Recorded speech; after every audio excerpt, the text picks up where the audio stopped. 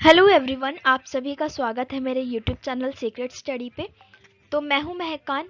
आज जो मैं आपको टॉपिक पढ़ाने जा रही हूं वो है हमारे प्रीवियस वीडियो से ही रिलेटेड योजना आयोग के बारे में।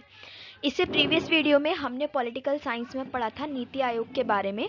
तो आज हम उसी का एक पार्ट कवर करने जा रहे हैं जो कि है योजना आयोग के बारे में।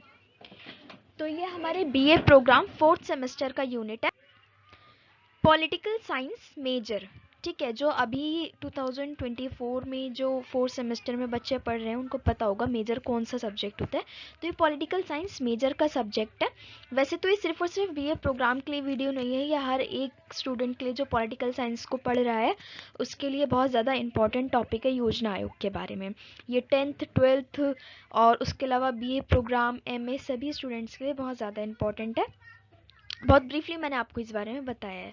और हमारा जो BA program political science major जो हम सब्जेक्ट पढ़ रहे हैं उसमें जब हम ये टॉपिक पढ़ेंगे तो उसमें हमारे पेपर का नेम रहेगा भारत में सार्वजनिक संस्थाएं। तो बढ़ते हैं अपनी वीडियो की तरफ। तो हमें सबसे पहले यहाँ पे एक इंट्रोडक्शन देख लेना है योजना आयोग के लिए। सबसे पहले हम जब भी आंसर लिखते हैं तो हम उसके बारे में इंट्रोडक्शन लिखते हैं। तो जब हमें योजना आयोग के बारे में लिखना होगा तो हम यहाँ से शुरुआत करेंगे। भारत का योजना आयोग को इंग्लिश में बोलते हैं planning commission of the India. 15 मार्च 1950 में इसका गठन होता है।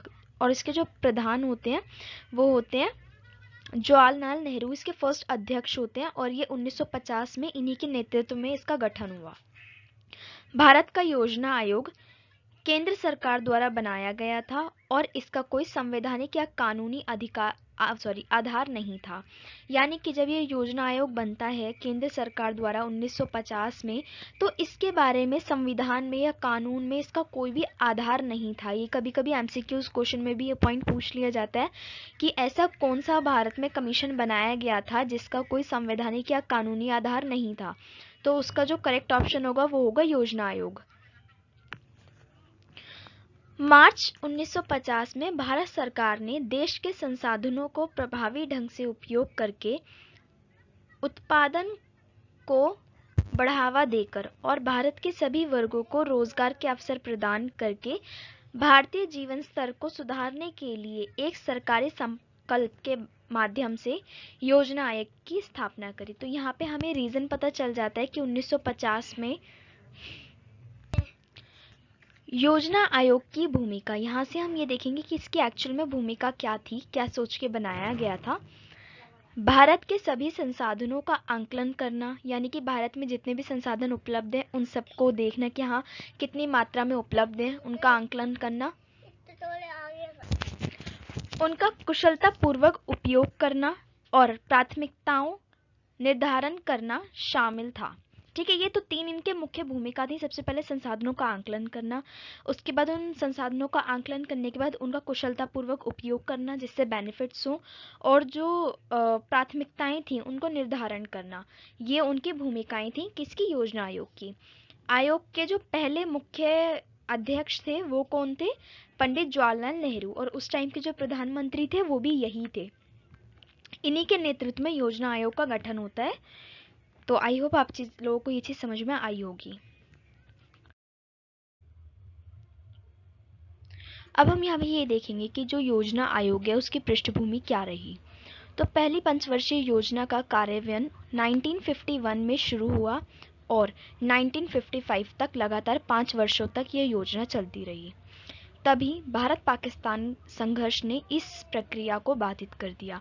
अब देखिए, जो योजना आयोग ने जो पंचवर्षीय योजना का कार्यक्रम चलाया था उसने वो 1951 में अपनी पहली पंचवर्षीय योजना लागू करी। उसके बाद ये क्या करता था पंचवर्षीय योजना के अंदर कि हर 5 साल के लिए अपने एक एजेंडा सेट करके रखता था कि इस 5 साल में हमें इस फील्ड पे वर्क करना है और इसको सुधारना है। तो ऐसे ही इन्होंने अपनी पंचवर्षीय योजना आगे भी बनाई जिसके बारे में मैं आपको आगे बताऊंगी। तो पहली पंचवर्षीय योजना 1951 में शुरू करी और 1950 तक चलाई, 1955 तक सॉरी। भारतीय रुपये के मूल्यह्रास, मुद्रास्फीति और संसाधनों की कमी जैसे कई कारकों के कारण नियोजन बाधित होता गया। यानी कि ये जो योजना आयोग था ये काफ़ी ज़्यादा बाधित होता गया। क्यों? क्योंकि लगातार जैसे देश नया नया आज़ाद हुआ था तो इतनी ज़्यादा जो आर्थिक स्थिति वो अच्छी नहीं थी।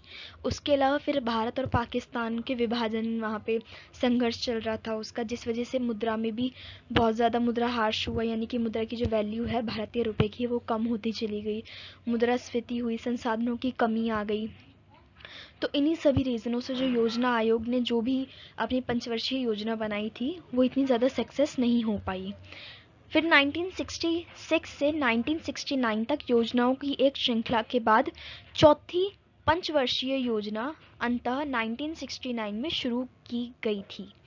इसमें क्या हुआ, इन्होंने 1969 तक 66 में चलाई और 1969 में चलाई। ठीक है, ये चौथी पंचवर्षीय योजना थी। यानी कि पहली इन्होंने चलाई 1951 में 1955 तक, उसके बाद इन्होंने 1956 से चलाई और 1960 तक, फिर 1961 से 1961 तक, फिर 1961 से 1966 तक। तो इसी तरीके से जो ये वाली थी, ये 1969 वाली इनकी चौथी पंचवर्षीय योजना थी। तो यहाँ पे ये उसके बाद शुरू हो जाती है 1990 की 8वीं पंचवर्षीय योजना। यानी कि 1925 में जो शुरू की गई थी वो योजना आयोग द्वारा 8वीं पंचवर्षीय योजना शुरू की गई थी। और इसमें इसका जो विफल होने का कारण रहा था वो था राजनीतिक कारकों की देरी से इसका जो कार्यान्वयन था वो थोड़ा सा देरी से चला, यानी एक तरह से विफल ही चला। ये वर्ष 1990, 91 और 91-92 की वार्षिक योजनाओं से आच्छादित थे। 1992 के आर्थिक उदारीकरण के बाद 8वीं योजना लागू की गई। यानी कि जो 1992 में उदारीकरण आया था, अगर आपको पता हो तो ग्लोबलाइजेशन हुआ था, ठीक है, और उसके अलावा भी उदारीकरण को हमने वहाँ पे अपनाया, ग्लोबलाइजेशन हुआ और भी बहुत सारी चीज़ें उस टाइम पे, क्योंकि कुछ भी चीज़ सही नहीं चल रही थी, बहुत सारे अलग अलग नए नए चेंजेस आ रहे थे। तो कोई भी चीज़ को हम ये नहीं कह सकते थे कि जो आज चल रहा है वही सेम कल भी होगा।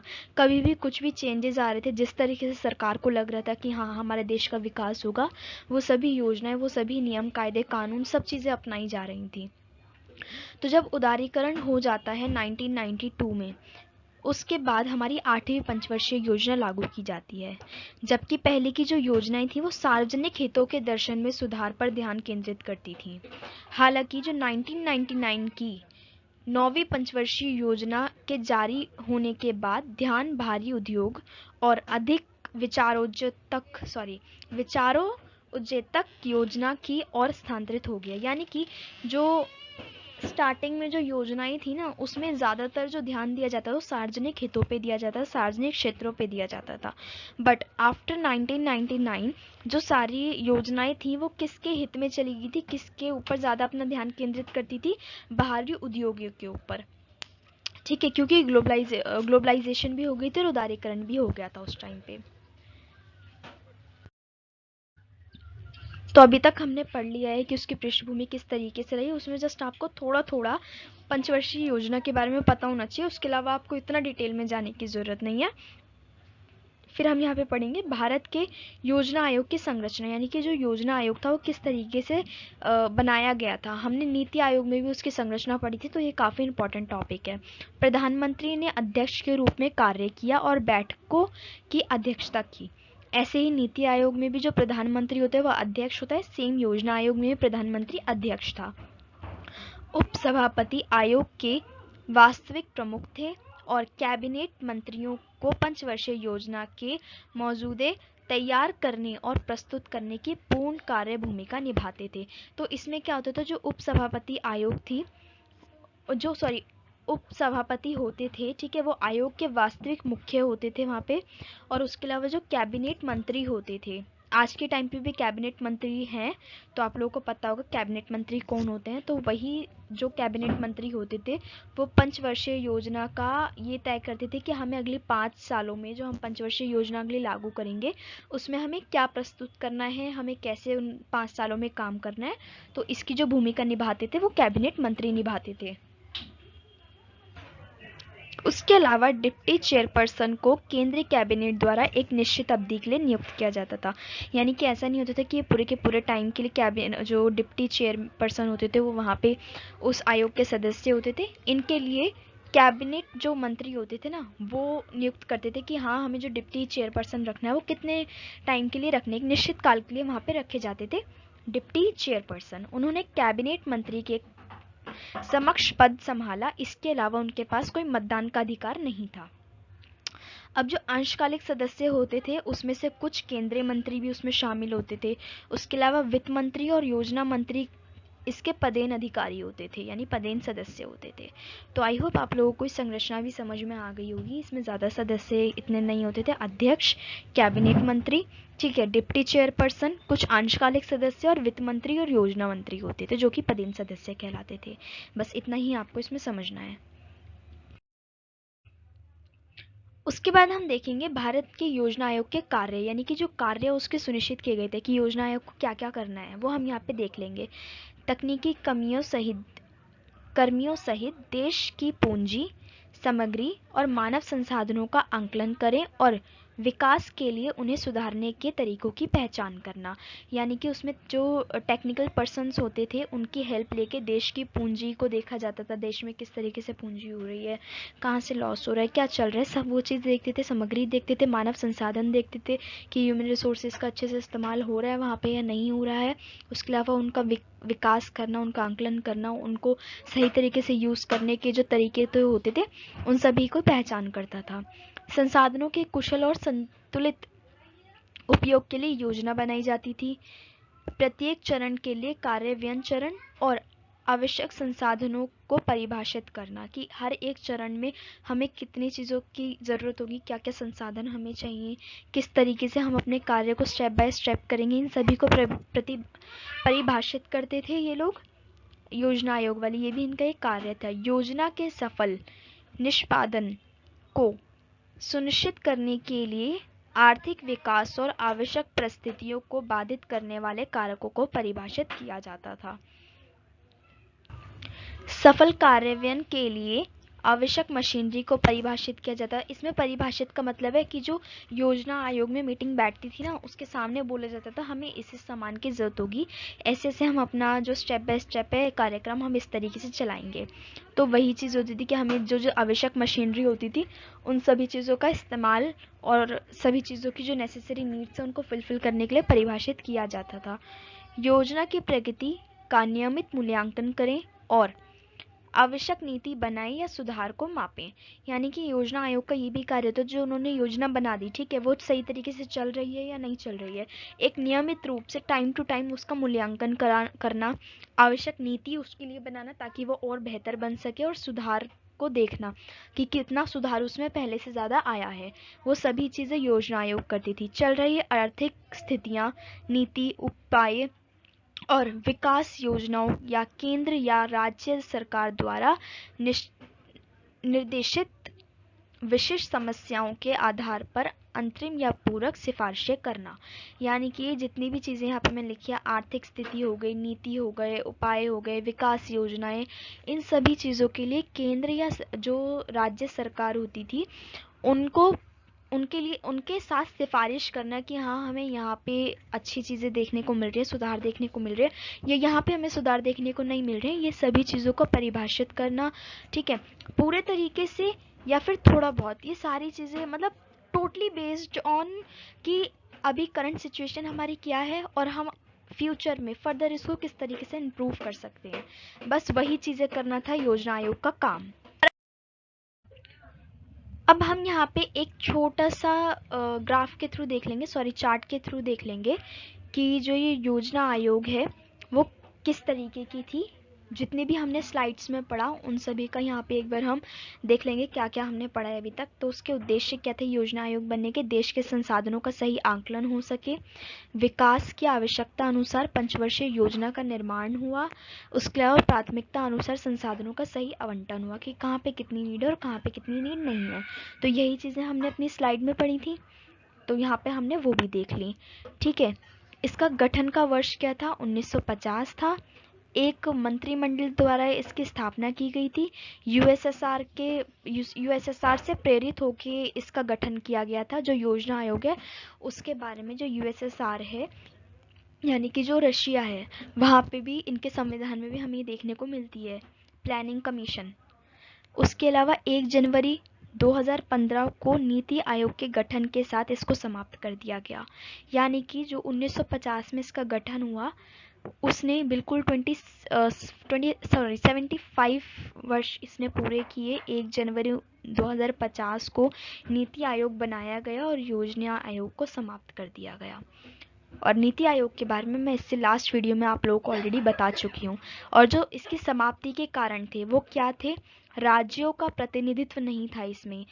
योजना आयोग टोटली जो था वो केंद्र को सपोर्ट करता था, सारे फैसले केंद्र के हाथ में थे, शक्तिशाली केंद्र था, तो राज्यों का इतना प्रतिनिधित्व नहीं था। ये इसका सबसे बड़ा फॉल्ट था जिस वजह से इसको हटाया गया। उसके अलावा टॉप टू बॉटम अप्रोच, इसमें क्या होता था? टॉप टू बॉटम अप्रोच होता था, यानी कि जो टॉप होता था केंद्र सरकार होती थी, वही राज्य सरकार को बोलती थी कि मैंने ऐसे ऐसे अपना एक प्लान किया है, ऐसा मैंने नियम बनाया है, ये आपको अपनाना है। यहाँ पे ये नहीं पूछा जाता था आपको ठीक लग रहा है नहीं लग रहा है, उनको अपनाना ही अपनाना होता था। उसके बाद जो राज्य सरकार थी वो अपना जो इतना भी क्षेत्रफल आता था उनके अंदर, उन सभी को वो चीज़ बता दी कि ऐसा ऐसा केंद्र सरकार ने किया और आप लोगों को वो चीज़ें अपनानी है। यानी कि इसमें सबसे पहले राज्य सरकार का तो कोई हाथ ही नहीं होता था, कोई ज़्यादा प्रतिनिधित्व नहीं होता था, सारे फैसले केंद्र सरकार लेती थी। और टॉप टू बॉटम अप्रोच चलता था, टॉप टू बॉटम अप्रोच चलता था, केंद्र सरकार फैसले लेती थी और बॉटम तक उसको फॉलो किया जाता था। 50 वर्ष पुराना ढांचा वर्तमान युग की आवश्यकताओं के अनुरूप नहीं था। अब ऑब्वियस सी बात है, ये बहुत टाइम पुराना है, यहाँ पे तो 50 साल लिखा हुआ है, लेकिन अगर आज के टाइम के अकॉर्डिंग हम देखते हैं तो ये तो कितना ज़्यादा टाइम पुराना हो गया ना। 1950 में हुआ था, आज 2024 चल रही है, तो उसी अकॉर्डिंग अगर हम देखते हैं तो ये बहुत ज़्यादा पुराना ढांचा है जो कि आज के टाइम के लिए सुटेबल नहीं था, इसलिए इसको टाइम के साथ चेंज करके 1915 में इसकी जगह नीति आयोग बनाया गया। तो ये एक छोटा सा हमने देख लिया कि हमने अभी तक प्रीवियस स्लाइड्स में क्या क्या चीज़ें पढ़ी हैं। यहाँ से आप स्क्रीनशॉट भी ले सकते हैं, आपको पूरी के पूरी चीज़ों को याद रखने की ज़रूरत नहीं पड़ेगी, टू द पॉइंट की पॉइंट्स में आप इस चीज़ को याद रख सकते हैं। उसके बाद हम देखेंगे इसका निष्कर्ष। अब जब हमने इतनी सारी चीज़ें देख ली कि कैसे गठन हुआ, क्या क्या काम थे, और उसके पंचवर्षीय योजना देख ली, उसके अलावा हमने ऑलमोस्ट सारी चीज़ें देख ली कि ये क्यों ख़त्म इसको किया गया, समाप्ति क्यों हुई, तो अब हमारे निष्कर्ष भी ज़रूरी है, क्योंकि जब हम पेपर में प्रस्तावना लिख रहे हैं तो हमें उसका निष्कर्ष भी लिखना होगा। भारत के योजना आयोग का गठन नव स्वतंत्र और पिछड़े भारत के एक ढांचा प्रदान करने के लिए किया गया था, क्योंकि उस टाइम पे जो भारत था वो नया नया आज़ाद हुआ था, नव स्वतंत्र देश था, तो उसको एक सही ढांचा, सही संरचना में उसको ढालने के लिए एक आयोग की ज़रूरत थी। उस वक्त योजना आयोग का निर्माण किया गया। भारत का योजना आयोग ने पंचवर्षीय योजनाओं पर जोर दिया जो भारत के आर्थिक और सामाजिक विकास पर केंद्रित थी। हालांकि इसका केंद्रीकरण दृष्टिकोण के कारण इसकी थोड़ी आलोचना भी हुई। यानी कि ये जो था, इसने सबसे पहला फर्स्ट स्टेप ही ये किया था कि हमें पंचवर्षीय योजना चलानी चाहिए जिससे आर्थिक और सामाजिक सुधार किए जाएं, बट फिर भी ज़्यादातर शक्तियाँ जो थी वो केंद्र सरकार के हाथ में थी, जिस वजह से इसका कोई ज़्यादा इफेक्ट नहीं पड़ पाया समाज पे और अर्थव्यवस्था पे। भारत का जो योजना आयोग था उसको 2014 में नीति आयोग द्वारा प्रतिस्थापित कर दिया गया था, बल्कि 2014 में 2015 में किया गया था, और जो इसको पूरी तरीके से जो योजना आयोग है वो उसको हटाया गया था 2017 में, और 2017 में ही कम्प्लीटली नीति आयोग ने अपना काम करना शुरू किया था। तो नीति आयोग आयोग के सर्वश्रेष्ठ चुनता है, नीति आयोग योजना आयोग से सर्वश्रेष्ठ चुनता है और इसके मुद्दों को ठीक करने की कोशिश करता है। यानी कि जो नीति आयोग है वो क्यों बनाया गया है, ताकि योजना आयोग में जो भी कमियां थी उन सभी को सुधार कर और उन जो वीक पॉइंट्स थे उनको भी हम मजबूत कर सकें। इस प्रकार ये निष्कर्ष निकाला जा सकता है कि योजना आयोग ने भारत में योजना की नींव रखी और भारत के पिछड़ेपन और गरीबी से उन्नति और समृद्धि की ओर धकेला। यानी कि हम ये बोल सकते हैं इसमें कि जो योजना आयोग है, योजना आयोग कोई ऐसा कमीशन बनाया गया था जिसने बिल्कुल ही पिछड़े हुए भारत को जो नया नया स्वतंत्र हुआ है, गरीबी है, पिछड़ापन है, ठीक है, लोग पढ़े लिखे नहीं है, उसको उन्नति और समृद्धि की ओर धकेला है, उसको उन्नति और समृद्धि की ओर बढ़ाया है। यह मशाल अब एक सुधारित और आर्थिक गतिशील नीति आयोग द्वारा चलाई जाती है। तो इसी को और ज़्यादा हमने डेवलप किया योजना आयोग को, और उसी को हमने ज़्यादा डेवलप करके अच्छे से मॉडिफाई करके हमने नीति आयोग का निर्माण किया, जो कि बेस्ड है योजना आयोग पर ही, बट उसको थोड़ा सा मॉडिफाई कर दिया गया है। तो हमने उसका नया नाम रख दिया है नीति आयोग। इसी के साथ हमने अपना योजना आयोग का भी टॉपिक कम्प्लीटली कवर कर लिया है। मैं आपको एक सजेस्ट करूंगी, अगर आपके पेपर में आता है नीति आयोग के बारे में कि नीति आयोग आपका मेन क्वेश्चन है कि हमें नीति आयोग के बारे में लिखना है, तो जब आप उसमें ये लिखेंगे कि जब उसकी आप प्रस्तावना लिखेंगे यानी कि उसका इंट्रोडक्शन लिखेंगे, उस टाइम पे आप सबसे पहले स्टार्ट कीजिएगा योजना आयोग से। योजना आयोग का जो इंट्रोडक्शन है आप वो दीजिएगा, उसके बाद आप नीति आयोग का इंट्रोडक्शन दे दीजिएगा, उसके बाद आप अपना जो रेस्ट क्वेश्चन है उसको अच्छे से अटेम्प्ट कर सकते हैं। ये एक बहुत अच्छा मेथड रहेगा। और उसके अलावा अगर आपको पूछ लिया जाता है योजना आयोग के बारे में, तो आप योजना आयोग की सारी डिटेल देने के बाद एंड में, जैसे मैंने इस वीडियो में भी दिखाया आपको, नीति आयोग के बारे में भी थोड़ा बहुत हमने निष्कर्ष में लिखा है। इसी तरीके से आप सेम फॉर्मेट को फॉलो कर सकते हैं। तो अगर आपको वीडियो अच्छी लगी हो तो आप इसको शेयर कीजिएगा। बहुत ज़्यादा मेहनत लगती है वीडियो बनाने के लिए, तो अपने फ्रेंड्स के साथ शेयर कीजिएगा इसको, कमेंट कीजिएगा। अगर कोई भी सजेशन है आपके पास तो आप उसको कमेंट बॉक्स में कमेंट करके मुझ तक पहुंचा सकते हैं। वीडियो को लाइक कीजिए क्योंकि बहुत ज़्यादा मेहनत लगती है, बहुत एफर्ट्स डालने पड़ते हैं।